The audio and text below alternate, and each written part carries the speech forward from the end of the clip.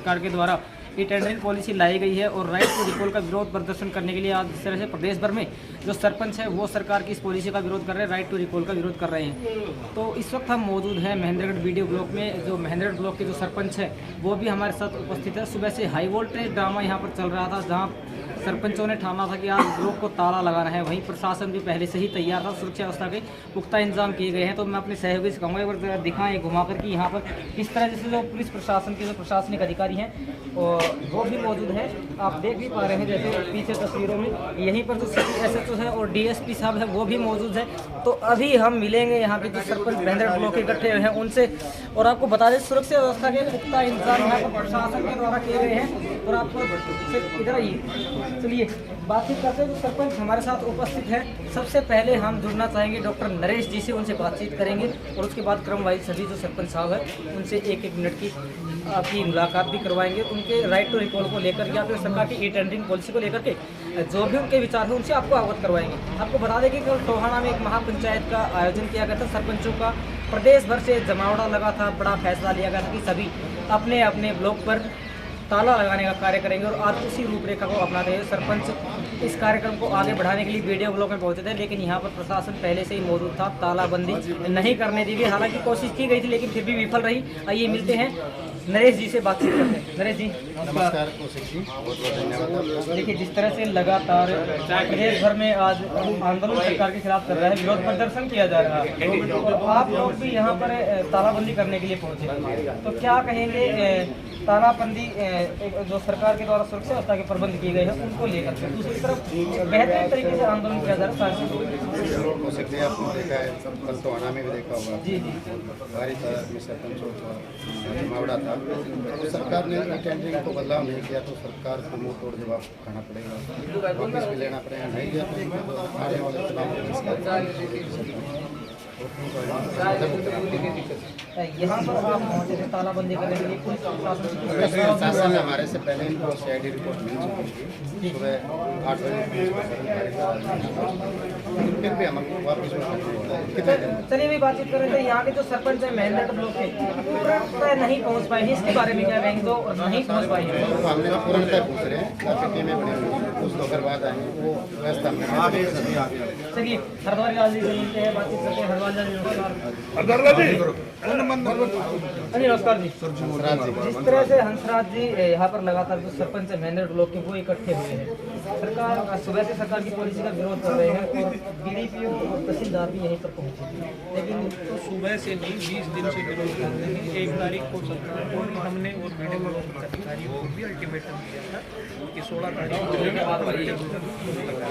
कल हमारी महापंचायत भी जो है टोहाना में, महापंचायत ने जो है टोटली फैसला लिया कि बीडीओ ब्लॉक को बंद कराया जाएगा। सरकार जब तक हमारी नहीं सुनेगी, धरने प्रदर्शन चलते रहेगी, सरकार के लिए चलता रहेगा जब तक ई टेंडरिंग जो प्रणाली है उसका वापस नहीं लेगी सरकार। और राइट टू रिकॉल जो सरकार बार बार अपने देवेंद्र सिंह बबली जी पंचायत मंत्री जो बार बार धमकी दे रहे हैं, इसको वापस नहीं लेगी सरकार। इतना टाइम तक ये विरोध चलता रहेगा और ये लंबा चले, हमें कोई भी कुर्बानी देनी पड़े तो हम देने के लिए बहुत बहुत धन्यवाद जी।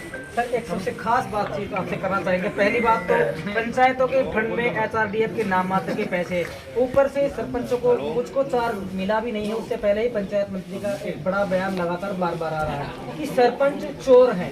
ऐसे में एक जनता के द्वारा चुने हुए प्रतिनिधि को चोर कहना कहाँ तक उचित है? और आप कौशिक जी नमस्कार। जैसा आप पूछ रहे हो, मैं आपको बताना चाहता हूँ कि ग्राम पंचायतें आज हम देखें तो प्रदेश में या देश भर में एक ऐसी छोटी इकाई है जो सबसे निचले स्तर पे विकास को लेकर के चलती है और ग्राम पंचायतों के बिना देश का कोई विकास भी संभव नहीं है जी। और जिस तरीके से हमारे प्रदेश को मुख्यमंत्री संभालता है ना, तो आज गांव के अगर विकास कार्यों को संभालता है तो वो सरपंच संभालता है जो एक मुख्यमंत्री का ही काम करता है जी। और आज उसकी पावर को, उसकी ताकत को कमज़ोर बनाने के लिए सरकार या हमारे पंचायत मंत्री लगातार अनाप शनाप स्टेटमेंट दे रहे हैं। कभी चोर बताते हैं तो कभी ई टेंडरिंग को लेके आते हैं, कभी राइट टू रिकॉल को लेके आते हैं। ये सब चीज़ें पिछले 20 दिन 1 महीने से घट रही है और जिनके बारे में भारी विरोध और रोष का प्रदर्शन सरपंचों के द्वारा किया जा रहा है कि ये पॉलिसियाँ जो हैं ये विकास के कार्यों में एक घोड़ा है और इन पॉलिसियों को जितना जल्दी हो सरकार से हम अपेक्षा करते हैं, सरकार से हम प्रार्थना करते हैं कि भाई आप लोग सब सरपंचों को देखते हुए, सरपंचों की प्रतिक्रिया को देखते हुए और इस विरोध को देखते हुए जितना जल्दी हो सके आप इस टेंडरिंग को, राइट टू रिकॉल को आप वापस लेने का काम करो। और रही बात HRDF के फंड की, जो हरियाणा रूरल डेवलपमेंट फंड का पैसा जो सरकार का आता है, जिसमें हम विकास के कार्य गांव में कराते हैं, उसको सरकार पूरी तरह से ग्राम पंचायत को उसका अधिकार दिया जाए खर्च करने का, स्वीकृति भी दी जाए और उसको टेंडर के माध्यम से नहीं, ग्राम पंचायत अपने स्तर पे उसके विकास कार्य करवाए, वो अधिकार सरपंचों को दिया जाना चाहिए। सवाल फिर से वही रहेगा, पंचायती राज के मंत्री सरपंचों को चोर कह चुके हैं और बार बार कह रहे हैं, लेकिन अभी तक आपने भी इसका संतुष्टिजनक जवाब नहीं दिया है। सर ये तो अपने आईने में झांक के देखना चाहिए पंचायत मिनिस्टर को। ये वही आप पंचायत आप चुने हुए सरपंचों को, प्रतिनिधियों को जो चोर की परिभाषा आप दे रहे हो, किस रास्ते से दे रहे हैं? आज जो नए सरपंच चुन के आए हैं, जो पढ़ी लिखी पंचायतें वर्तमान में अभी बन के आई हैं, सबको पता है, मालूम है कि भाई 2 महीने का समय पूरा नहीं हुआ है इलेक्शन को हुए। बहुत से सरपंच साथी ऐसे भी हैं जिन्होंने आज तक चार्ज पूरी तरह से अपना संभाला भी नहीं है। और खर्च करने की बात है तो किसी ने कोई खर्चा नहीं किया है, ना तो उनके खाते में या तो पैसे नहीं है या खर्च करने के लिए कार्य शुरू नहीं हुए। तो चोर आज के दिन चोर कहा जाना, ये तो आप खुद समझ सकते हो कि चोर मंत्री है या चोर सरपंच है। ये तो अपने आप समझ में आता है कि भाई खर्च ही नहीं हुआ तो चोर कहाँ से बनेंगे। चोरी की बात तो तब आएगी जब कोई काम किसी ने किया हो शुरू। आज तो हमारा कार्यकाल शुरू भी नहीं हुआ है, आरंभ नहीं हुआ है, इससे पहले ही चोर कहना कहाँ तक मुनासिब है?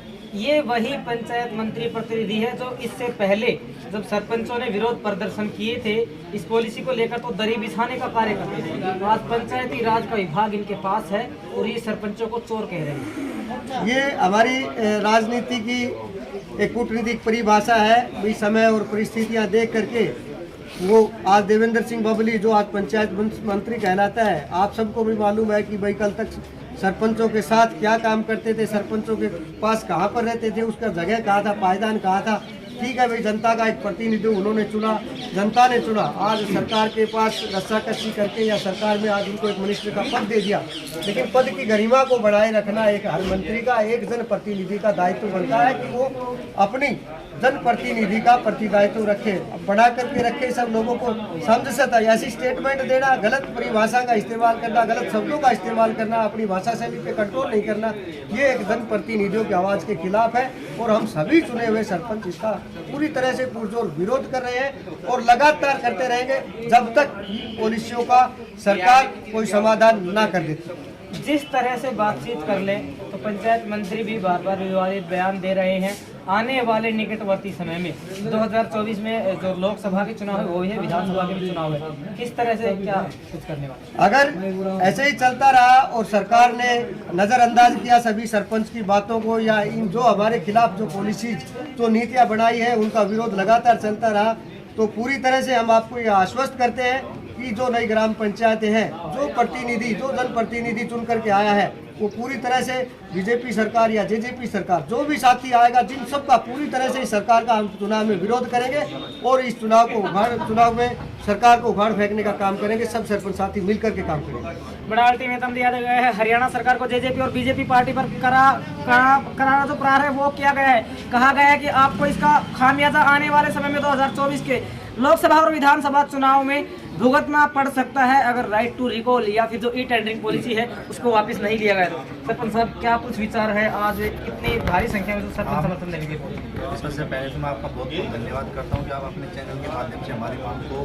पुरजोर तरीके से लोगों तक पहुंचा रहे हैं। हम 15 तारीख से पहले सरकार से अनुरोध कर रहे हैं, अब हम सरकार को चेतावनी दे रहे हैं कि अगर जल्द से जल्द इस ई टेंडरिंग को वापस नहीं लिया गया तो जो ये विरोध प्रदर्शन है ये बहुत ही जबरदस्त आंदोलन के रूप धारण करेगा। आइए आप हाँ जी, क्या नाम है, कौन से गाँव से सरपंच? मेरा नाम मुकेश कुमार है, मैं गाँव खतीवास से सरपंच हूँ। तो जिस तरह से सरपंच यहाँ पर लगातार डटे हुए हैं, प्रशासन के जो पुलिस अधिकारी हैं वो भी डटे हुए हैं, और यहाँ पर जो प्रशासनिक अधिकारी बात कर ली बीडीओ की या फिर तहसीलदार की, तो उनका भी विरोध किया गया। आगे किस तरह से क्या रूपरेखा रहेगा? देखो, वो अपना रोल कर रहे हैं, हम अपना रोल करेंगे। हम सरकार का विरोध करते रहेंगे लगातार जब तक हमारी मांग पूरी नहीं कर ली जाएगी। हम ऐसे ही धरने बैठे रहेंगे, ताला भी लगाएंगे और जो हमसे संभव हो सकेगा वो काम करेंगे। आंदोलन भी करेंगे, भूख हड़ताल भी करेंगे, जो हम कर सकते हैं वो करेंगे। सरकार का विरोध जारी रहेगा। प्रवीण जी, बातचीत कर लेते हैं। बड़ा विरोध किया गया, सुबह से लगातार मीडिया भी कवरेज कर रही थी, वही प्रशासन ने भी कमर कस के रखी और आपने भी खुला ऐलान कर दिया कि आमरण अनशन करना पड़ा तो भी आमरण अनशन करेंगे। वही बातचीत कर लेते हैं अब यहाँ के जो लोकल प्रतिनिधि हैं उनकी, जो वोटों के समय पर आप लोगों के पास हाथ फैलाते हुए नजर आते हैं और अब आप लोगों से दूरी बनाए हुए हैं, तो इसके बारे में क्या कहेंगे? चाहे वो पूर्व विधायक हो, चाहे हालिया विधायक हो या फिर कोई समाज सेवी हो, आपसे जुड़ते हुए नजर नहीं आ रहे हैं।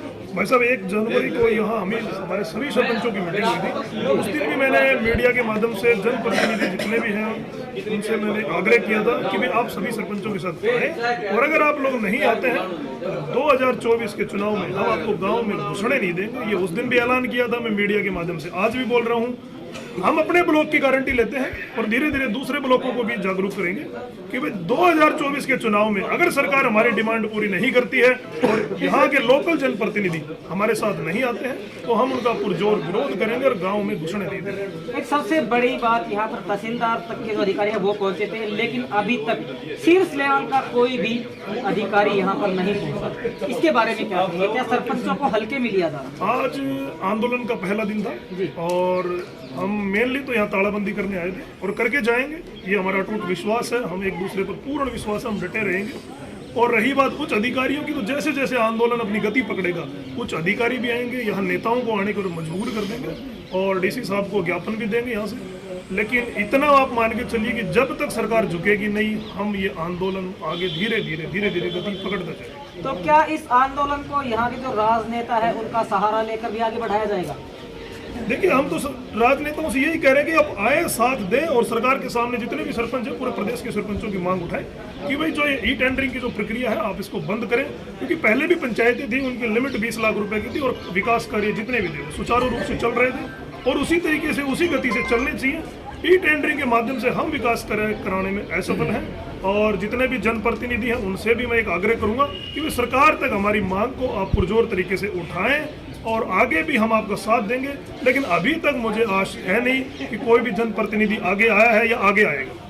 चलिए सर साहब नमस्कार, क्या नाम है, कौन से गाँव? जोगिंदर सरपंच जनवा से आप पहुँचे हैं यहाँ पर, कल भी सरपंच टोहाना में यहाँ से पहुँचे थे, वहीं बातचीत कर ले तो यहाँ के जिस तरह से भाई साहब ने कहा कि जो जनप्रतिनिधि है वो भी नहीं जुड़ पा रहे हैं, हालांकि आज आंदोलन का पहला दिन, तो क्या कुछ कहेंगे जो सरकार के द्वारा पॉलिसी लाई गई है उसके बारे में? आज उसके बिल्कुल खिलाफ है हम, आगे हमारा अनशन चलता रहेगा और ज़्यादा से ज़्यादा करके अब तो हम सरपंच इकट्ठे हुए हैं, गाँव से जितने आदमी लाए जाएंगे, पंच भी आएंगे, कल से हम जनसंख्या बढ़ाएंगे। तो क्या इसमें जो जिला पार्षद बॉडी है, ब्लॉक समिति बॉडी है, उसका भी साथ दिया जाएगा? उनका भी साथ दिया जाएगा। चलिए, बड़ा आह्वान किया गया, इसी के साथ साथ सरकार को कहीं ना कहीं ये संदेश देने की कोशिश की गई है कि अगर आप चाहते हैं कि आपकी जो सत्ता है वो बची रहे, आपकी कुर्सी बची रहे, तो आप जनता के साथ जुड़े, सरपंचों का साथ दें। और इसी के साथ साथ देवेंद्र बबली पंचायती राज के मंत्री हैं, उनको भी बड़ा निशाना साधा गया है। महेंद्र ब्लॉक के सरपंचों के द्वारा कहा गया है कि जो खुद के दामन में दाग है वो दूसरों में को भी दागदार समझते हैं।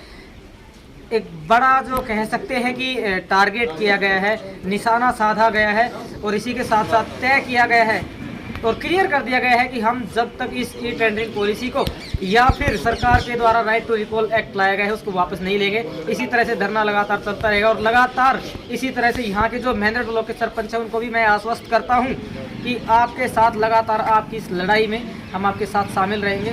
पल पल की आपकी जो आवाज़ है वो हम आप तक उठाते रहेंगे।